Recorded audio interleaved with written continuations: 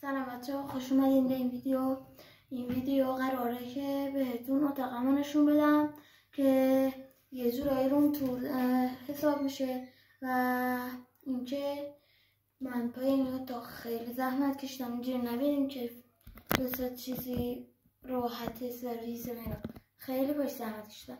ادامه‌ش هم اون طرف هست و میره تا آخر. همین یه ذره چی اینجا هم که نیسان و آبی و پیسی ها اینم اسپیکره که جلوتونه و همنا رو توه و دیگه همین. حالا اینجا پای اکسسوری میخواد قرار بشه و کیسی هم این زیره این پایینه. الان نشوندون میدم، حالا که نشوندون داده باشم پایین گذاشتم. این کیسی اینم کامپیوتر و سیستمه که باش بعضی وقتا باز کنم، همیشه بازی نمیکنم. بیشتر من موبایل پلیرم، بیشتر وقت به موبایل پلی میدم و اینم شد از روم تور و آموزشیش هم میشه اولین ویدیوی من.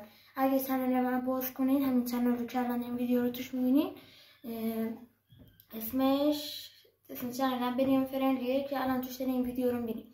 اون پایین اولین ویدیوی من یه تامنیله یه آقایی که داره اشاره میکنه. اگه اونو بزنین به اولین ویدیوی من رسین که آموزش ساخت روم تورمو گذاشتم که این دکورو میکنه اینو. الانم که داره جینگل وینگلی بشه. خب بریم نشونتون بدم همه جاشو بریم. خب از اینجا گرفته اینجا پنبه بازم میخوره. حالا پنبه شیخته اون پشت اینو پره و اینجوری شده که اینجا ایده های ویدیومه. اینجا ایده های ویدیومه. اینم ساکنو، اینم کلته، اینم که ماله نوشابه سفنه و اینم تنیسی رنگ کردم ایلا پشت اینجا.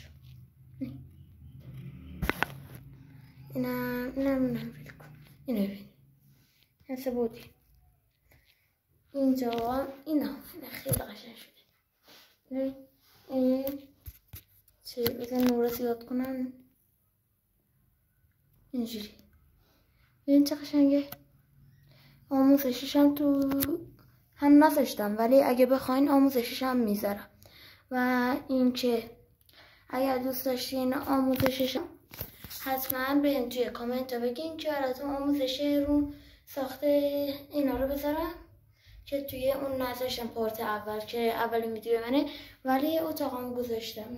اینا رو گذاشتم. اینم تو اولین ویدیو منه بود، تازگی اضافه شده ولی این کلته بوده.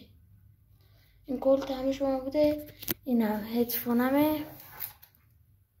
این هدفونمه که باش بیشتر ویدیوها رو قراره با این بگیرم و قراره که اگه حمایت کنید یه هدفون JBL